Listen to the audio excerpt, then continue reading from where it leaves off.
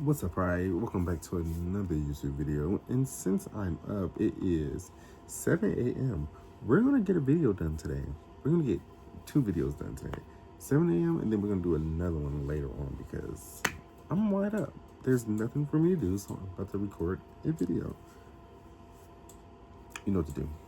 If you like this video, like, comment, subscribe, do all that. We made it to 370. Our next goal is 400. We also need to do our Vlogmas part 2 today after the 2 reaction videos get posted. So you might get 3 videos today. Who knows? But anyways, we're gonna get right into this video. This video is titled Worst Black Friday Deaths Ever by Painful Explainer. Everything will be linked in the description. If you want to recommend me videos to react to, if you want to recommend me food to try, do that. Food to try. I need to try those. But yes, and let's get into this. And we're not gonna do Vlogmas every day because that's not something we do on this channel. But we're gonna do like scattered videos. So one today, one probably Saturday. We're not the people to do Vlogmas. That's not what we do.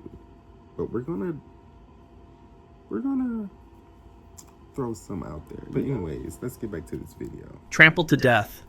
On November 28, 2008, thousands of shoppers gathered outside the Valley Stream Walmart on Long Island, New York. It was 5 o'clock a.m., still dark, with temperatures hovering just above freezing. Among the employees preparing for the day was Jedimitai Damour, a 34-year-old temporary worker who had been at the store for only 1 week. Damour was a large man, 6'5" and 270 pounds, which was likely why managers positioned him near the entrance. He had received no training in crowd control. The store was offering deep discounts on flat-screen televisions and other electronics that morning. Outside, the crowd had been growing since midnight, swelling to more than 2,000 people.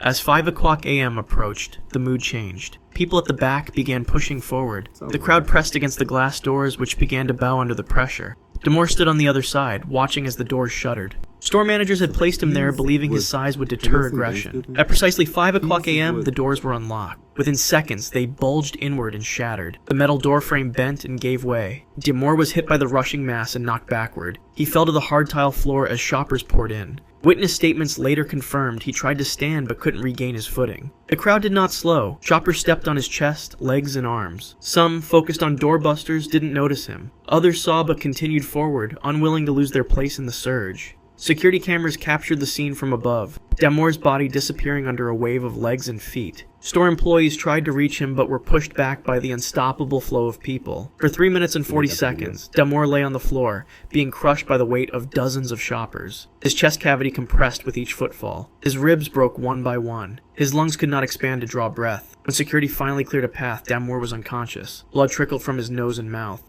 Emergency responders performed CPR, but the internal damage was catastrophic. At 6:23 a.m., while the store remained open and shoppers continued checking out, Jedimitai Damour was pronounced dead. Collapsed and stepped over.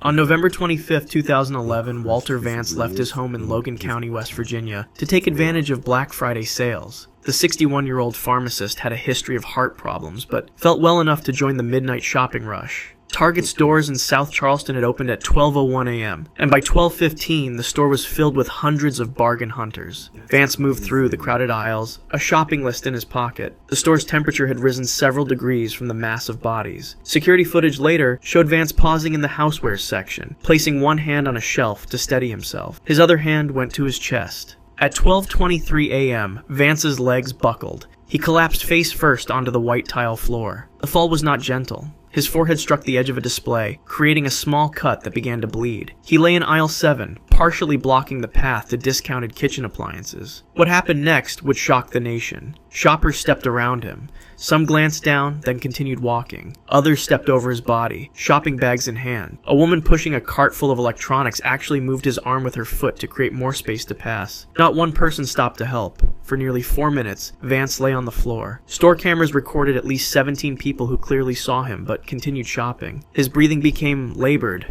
His lips turned blue. The small pool of blood from his forehead spread slowly across the floor. Finally, a nurse who had come to the store after her hospital shift spotted Vance. She immediately dropped her items and began CPR. She called for help, but her voice was initially drowned out by announcements of flash sales. Eventually, other shoppers noticed and cleared space around him. Paramedics arrived 7 minutes after his collapse. They found Vance in full cardiac arrest. His heart had stopped beating 2 minutes earlier. Despite using a defibrillator and administering emergency medications, they could not restart it. As shoppers continued to stream past with carts full of discounted items, Walter Vance was pronounced dead at 1:45 a.m., surrounded by strangers focused on savings rather than a man's final moments.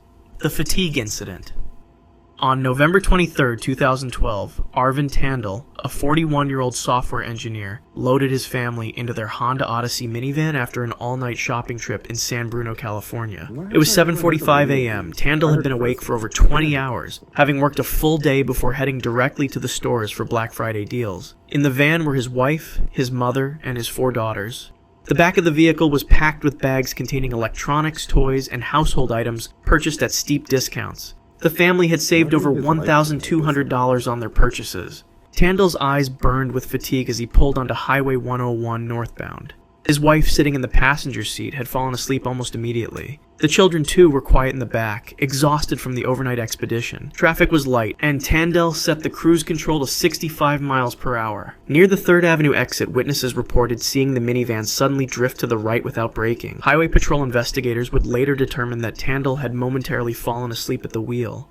The van struck the guardrail at full speed, then violently careened back across 3 lanes of traffic. The impact deployed the front airbags, but the force of the second collision, when the van struck the concrete center divider, was catastrophic. The vehicle rolled 3 times before coming to rest on its roof. Glass and metal scattered across all lanes of the highway. Inside the crumpled vehicle, the scene was horrific. Cheadle had been partially ejected through the window. The impact had severed her spinal cord at the neck. She died instantly. Nisha, seated directly behind her father, suffered massive head trauma when the roof collapsed. She remained alive but unconscious, blood pooling around her still-fastened seatbelt. First responders worked frantically to extract the family. Tandal, dazed but conscious, kept repeating, "My children, my children." He watched helplessly as paramedics performed CPR on Nisha in the middle of the highway. Her small body jerked with each compression, but her brain had already been deprived of oxygen for too long. At 8:32 a.m., paramedics ceased resuscitation efforts. Both girls were declared dead at the scene, victims of their father's fatigue after a night of pursuing bargains. Nordstrom employee. On November 28, 2014, the Nordstrom store on North Michigan Avenue in Chicago bustled with Black Friday shoppers. Holiday music played softly through speakers as customers browsed discounted luxury goods. Nadia Izaldine, a 22-year-old seasonal employee, stood behind the cosmetics counter on the second floor. The University of Chicago law student had taken the temporary position to help pay for her education. It was 8:30 p.m., and Izaldine had been on her feet since the store opened at 8 a.m. She had requested the day off. It was her birthday, but management had denied the request due to the holiday rush. She had less than 30 minutes remaining in her 12-hour shift. Store security cameras captured Marcus D., 31, entering the building at 8:26 p.m. He walked directly to the escalator, bypassing the holiday displays. D was Izaldine's ex-boyfriend. Their relationship had ended nearly a year earlier. Always the ex. Izaldine's family had tried to obtain a protective order against D, citing months of physical and emotional abuse. D approached the cosmetics counter casually, hands in the pockets of his coat. Witnesses reported that Izaldine's expression changed instantly when she saw him. She took a step back. A coworker later stated that Izaldine had whispered, "He's here." D reached the counter and spoke briefly to Izaldine. The security footage has no audio, but his lips moved for only 8 seconds. Then, without warning, he pulled a .45 caliber handgun from his coat pocket. Shoppers nearby noticed the weapon and began to scream. Several dropped to the floor. Izaldine tried to duck behind the counter, but D leaned over the glass display case and fired a single shot. The bullet struck her in the head. She collapsed immediately, falling backward against a shelf of perfume bottles. They shattered around her body, the expensive fragrances mixing with her blood on the polished floor. D then turned the gun on himself, placing the barrel under his chin and pulling the trigger. The bullet traveled upward through his brain. He died instantly, his body slumping forward onto the counter. Nadia Izaldine, still breathing but unresponsive, was rushed to Northwestern Memorial Hospital. She remained on life support for nearly 24 hours before being pronounced dead at 3:43 p.m. on November 29th. Delivery driver, death by exhaustion. On November 25th, 2022, Michael Harrington, a 49-year-old delivery driver for a major courier service, began his shift at 4 a.m. in London, UK. The Black Friday surge had pushed package volumes to unprecedented levels. His delivery van contained 342 parcels, God damn. nearly double his usual load. Each one represented a discounted purchase made during the shopping event. Harrington had been working 14-hour shifts for 6 consecutive days. Company records would later show he had delivered over 1,800 packages that week alone. The Black Friday rush had eliminated any chance for adequate rest. His supervisor had texted him repeatedly about meeting metrics and clearing backlogs. That's the issue. At 7:30 a.m., Harrington delivered his first package of the day. The customer noted that he seemed unusually pale and was sweating despite the cold November morning. By noon, he had delivered 147 parcels. His tracking device showed no break periods. The van's GPS recorded brief Did stops he not have lasting any only water? seconds as he ran packages to doorsteps. At 3:15 p.m., Harrington called his wife. A 4-minute conversation, later recovered from phone records, revealed his exhaustion. "I can't feel my legs anymore," he told her. "My chest feels tight." She urged him to return to the depot, but he responded that he still had 118 deliveries remaining and couldn't afford to lose the job. Fellow drivers spotted Harrington's van at 4:23 p.m., parked half on the curb on Blackheath Road. The hazard lights were flashing. Inside, Harrington was slumped over the steering wheel. A package sat on his lap, the delivery label already scanned. The first responder, an off-duty nurse, found him unresponsive. His skin was cold, his lips blue.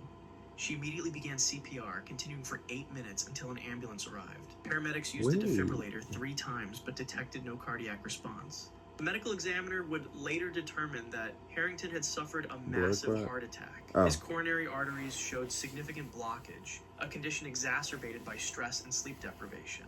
Toxicology reports revealed excessive levels of caffeine in his system, equivalent to consuming 20 energy drinks. At 5:47 p.m., thousands of shoppers continued to place online orders for next-day delivery. Michael Harrington was pronounced dead, still wearing his uniform and surrounded by packages that would never reach their destinations.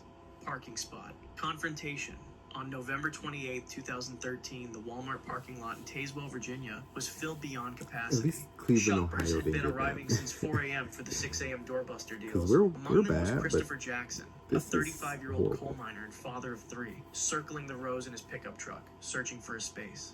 At 5:47 a.m., Jackson spotted an empty parking spot near the store entrance. As he began to turn into it, a silver Honda driven by Ronnie Sharp, 61, attempted to claim the same space from the opposite direction. Both vehicles stopped, headlights illuminating each other. For 13 seconds, neither driver moved. Security camera footage showed Jackson exiting his vehicle first. He gestured at the parking space, pointing to indicate he had arrived first. Sharp emerged from his Honda, visibly But is it that agitated. deep? At 5:48 a.m., the two men stood face to face in the empty parking space, surrounded by rows of cars filled with witnesses. Words were exchanged. A witness in a nearby vehicle later reported hearing Sharp say, "I've been waiting for a spot for 20 minutes. Jackson responded, "I was here first." The argument escalated quickly. Sharp returned to his vehicle and retrieved something from the glove compartment. When Sharp turned around, he was holding a folding knife with a 3-inch blade. Jackson backed away, hands raised. Sharp advanced, slashing downward. The knife caught Jackson's left forearm, cutting through his jacket and slicing deeply into the muscle. Blood immediately soaked his sleeve. Jackson retreated to his truck, pressing his right hand against the wound. Sharp followed, still brandishing the knife. Instead of driving away, Jackson reached behind the seat of his pickup and pulled out an unloaded .30-30 Winchester rifle. Witnesses described the scene as surreal. 2 men confronting each other with weapons at dawn in a Walmart parking lot, all over a parking space 20 feet from the entrance. Jackson pointed the unloaded rifle at Sharp, who froze momentarily before lunging forward with the knife. The second slash caught Jackson across the neck, severing his carotid artery. Blood spurted in a high arc, spattering across 3 parked cars. Jackson fired the unloaded rifle, producing only a metallic click. He collapsed against his truck, rifle clattering to the asphalt. Sharp stood motionless, knife in hand, as Jackson bled out in seconds. Store security reached the scene at 5:52 a.m. By then, Christopher Jackson had lost over 2 liters of blood. Paramedics attempted to close the wound, but the arterial damage was catastrophic. At 6:17 a.m., as shoppers streamed past the cordoned-off crime scene heading for discounted electronics, Jackson was pronounced dead. He's already dead. Blunt force. On November 25th, 2011, the Macy's department store in San Leandro, California had been open since midnight. By 4:30 a.m., most of the doorbusters were gone, but shoppers continued to stream through the exits with bags in hand. Among them was Thomas Henderson, 32, a warehouse supervisor who had purchased several discounted items for his children's Christmas presents. Henderson walked across the parking lot with his wife and 2 friends. They carried shopping bags containing a Nintendo game system, children's clothing, and a deeply discounted laptop. The group laughed as they discussed their successful shopping trip, unaware they were being watched. Security footage later showed 4 men following them through the dimly lit parking lot. At 4:34 a.m., as Henderson approached his car, the men surrounded him. One of them, later identified as Robert Andrews, 26, demanded Henderson hand over his purchases. Henderson refused, clutching the shopping bags tighter. Andrews pushed Henderson against the car. Henderson's wife screamed, attracting the attention of nearby shoppers. One of Henderson's friends attempted to intervene but was shoved to the ground by another attacker. The confrontation escalated in seconds. Andrews threw the first punch, striking Henderson in the face. Henderson dropped his bags and raised his hands defensively. The other 3 attackers joined in, punches landing on Henderson's head, chest, and back. He fell to the ground, curling into a protective position. What happened next was captured in horrifying detail by the parking lot security camera. Andrews picked up a metal tire iron that had fallen from Henderson's open trunk. He raised it high above his head and brought it down with full force. The metal bar struck Henderson's temple, fracturing his skull with an audible crack. The attackers grabbed the shopping bags and fled, leaving Henderson motionless on the asphalt. His wife knelt beside him, screaming for help. Blood pooled around his head, reflecting the colorful holiday lights strung across the storefront.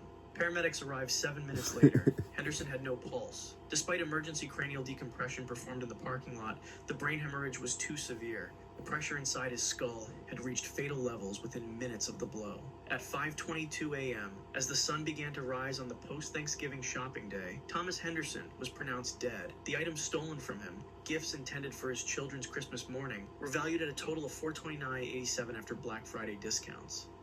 Toys R Us. Why do we need to know the price On of that? November Why do we 28, don't even know that? 2008, the Palm Desert Toys R Us in California was packed with holiday shoppers. Children Dude, Toys R ran Us is coming excitedly back. between aisles while parents hunted for deals. The store's bright fluorescent lights and cheerful holiday music created a festive atmosphere that masked the tension building in the electronics section. Alejandro Moreno, 39, stood with his wife near a display of video games. He was a construction worker, father of 4 with no criminal record. Damn. 3 aisles over, Juan Meza, 28, browsed with his girlfriend. Meza had previous run-ins with the law, including a weapons charge that You had got been 4 dismissed the kids previous and a year. girlfriend. At approximately 11:36 a.m., the women began arguing. Store security footage later showed them standing face to face, See, if any of gesturing those kids angrily. hurt. Witnesses reported the dispute was about one woman bumping into the other with a shopping cart. What began as a minor incident quickly escalated as both men approached. Words were exchanged. Moreno stepped forward. Meza pulled his shirt up, revealing a handgun tucked into his waistband. Without hesitation, Moreno reached for his own weapon, Damn. concealed in an ankle holster. Both men drew their guns simultaneously, as shoppers began to scream and flee. The first shot came from Meza's .45 caliber pistol. The bullet struck Moreno in the chest, puncturing his right lung. Moreno returned fire immediately, squeezing off 2 shots from his 9mm. One round missed, shattering a display case. The other hit Meza in the abdomen, tearing through his liver. Both men remained standing. Meza fired again, his hand shaking. The bullet grazed Moreno's neck before lodging in a ceiling tile. Moreno, bleeding heavily, steadied his weapon with both hands and fired a final shot. It struck Meza directly in the heart. Meza collapsed first, falling backward into a stack of boxed toys. Moreno took 3 steps, then dropped to his knees. Children were screaming. Parents covered their eyes. The store's security alarm began to wail. Blood pooled on the linoleum floor, mixing with scattered sale flyers. By the time police arrived 4 minutes later, both men were dead, their bodies just 20 feet apart in a store meant for children's joy. If you want to see more videos like this, click the video on screen now and make sure to subscribe. I don't know what to say to any of this. Cause it's only 7 a.m. I wasn't ready for any of this. How y'all both? What a coincidence that y'all both have guns. What a coincidence that y'all both shot each other twice. What a coincidence that y'all both are dead now over what your girlfriends did. That's crazy. I don't know which one shook me more. That one, or the people stepping over the man that's laying who had a heart attack, or the first one. Like, what the fuck? Like, I knew the world was fucked up, but like, damn. I'm shook. That's okay. We're gonna just end this video now. You know what to do. Yeah. Yeah. Okay.